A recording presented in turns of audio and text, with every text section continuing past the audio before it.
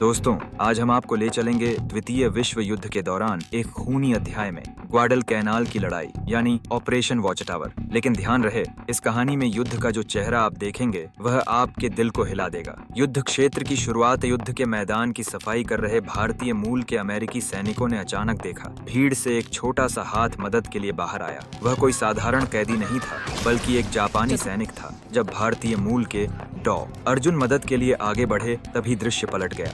उस हाथ में छिपी थी नफरत। जैसे ही अमेरिकन मरीन आगे बढ़े, बाकी जापानी सैनिक पागलों की तरह उन पर टूट पड़े। भारतीय मूल के कैप्टन महेंद्र सिंह और उनके मरीन डरने वाले नहीं थे। उन्होंने मशीन गन उठा ली और गोलियों की बरसात कर दी। जापानी सैनिकों का आत्मसमर्पण कुछ ही देर में कई जापानी सैनिक टूट गए। वे भाग भी नहीं पा रहे थे और आगे बढ़ने की हिम्मत भी नहीं कर रहे थे। आखिरकार उन्होंने अपनी टोपी उतारी और आत्मसमर्पण कर दिया। अमेरिकी मरीन ने जब यह नजारा देखा तो हैरान रह गए, लेकिन जापानी सैनिक अच्छी तरह जानते थे कि अमेरिकन सेना उन्हें जिंदा छोड़ने वाली नहीं। इसलिए उन्होंने नाटक किया और जोर से चिल्लाए, हिम्मत है तो गोली मारो। लेकिन उनके डरे हुए चेहरे उनकी पोल खोल रहे थे। मरीन सैनिक भी एक एक गोली चलाकर उन्हें धीमी मौत देना चाहते थे। अब तुम्हारे बहादुर कहाँ गए, वे व्यंग्य कर रहे थे। तभी मशीन गनर रणवीर ने यह क्रूरता बर्दाश्त न की। उसने पिस्टल निकाली और तुरंत गोली मारकर उस जापानी सैनिक की जान ले ली। लेकिन अंदाजा नहीं था कि यह तो आने वाली भयावहता की बस शुरुआत थी। ग्वाडल कैनाल अभियान 7 अगस्त 1942 को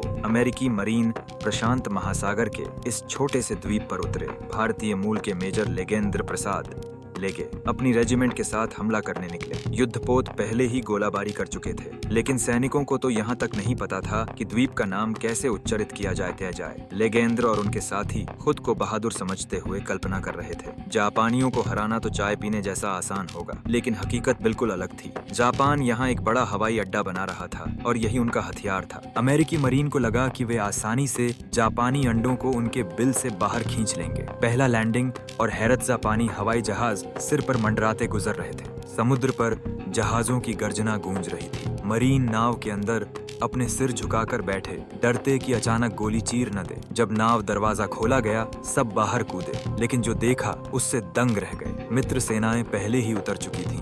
5वीं मरीन रेजिमेंट सुबह 9:48 पर और पहली मरीन रेजिमेंट 11 बजे उतर चुकी थी। 1000 अमेरिकी सैनिक पहले से मौजूद थे, जबकि जापानी वहीं सिर्फ 200-800 के आसपास थे। रात का आतंक अमेरिकन सेना आगे बढ़ी, लेकिन रात में अचानक अजीब घटना घटी। पहरे पर खड़े सैनिकों ने हलचल देखी और पिस्तौल उठाई। घबराकर किसी ने गोली चला दी। सुबह देखा गया तो गलती से अपने ही साथी को मार दिया गया था। इतिहास में ऐसी घटनाएं बार बार हुई। लड़ाई से ज्यादा डर अपने ही सैनिकों से फायरिंग में मरने का था। सावो द्वीप का युद्ध 8 अगस्त 1942 की रात को समुद्र में सावो आइलैंड बैटल हुई। अमेरिकन नेवी को करारी हार मिली। 4 भारी जहाज डूब गए और 1000 से अधिक मरीन मारे गए। इसके उलट जापान ने सिर्फ 28 से 58 सैनिक खोए। यह आंकड़ा देखकर सभी हिल गए। तेनारू नदी की लड़ाई अगस्त 1942 को जापान की असली टक्कर अमेरिकन मरीन से हुई। जापानी सैनिक आत्मघाती मिशन पर थे, लेकिन अमेरिकनों ने पहले से तैयारी कर ली थी। जैसे ही जापानी आगे बढ़े, मशीन गन और मोर्टारों ने उन्हें चीर डाला।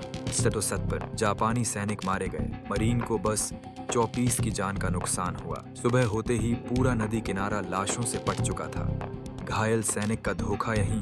अमेरिकन डॉक्टर अर्जुन प्रसाद एक घायल जापानी सैनिक को बचाने पहुंचे, लेकिन उसने अचानक ग्रेनेड निकाल लिया। यही वह दृश्य है जिससे कहानी की शुरुआत हुई थी। इसके बाद अमेरिकी सेना ने आदेश निकाला, कोई भी घायल जापानी सैनिक को चिकित्सा सहायता नहीं दी जाएगी। सैनिकों की संवेदनाएं युद्ध क्षेत्र में जब्त सामान में एक तस्वीर और कपड़े की बनी गुड़िया मिली। लेगेंद्र को देखकर अपने घर की याद आ गई और सवाल उठा, ये भी तो किसी के बेटे बेटी हैं, फिर भी इतनी नफरत क्यों? युद्ध न सिर्फ शरीर मारता है, बल्कि इंसानियत को भी। अंत और वास्तविकता। सितंबर 1942 को 7वीं मरीन रेजिमेंट पहुंची। नए सिपाही अनुशासित थे, जबकि पुराने बिल्कुल थके और बिखरे हुए। इसी दौरान एक जवान का 18वां जन्मदिन था। साथियों ने उसे सुनहरा हैंड ग्रेनेड गिफ्ट दिया और गाना गाया, लेकिन सब जानते थे ये उसका आखिरी जन्मदिन भी हो सकता है। कोई नहीं जानता था कि जापान को आत्मसमर्पण करने में और 3 साल लगेंगे। मगर एक बात पक्की थी, ये सैनिक मानते थे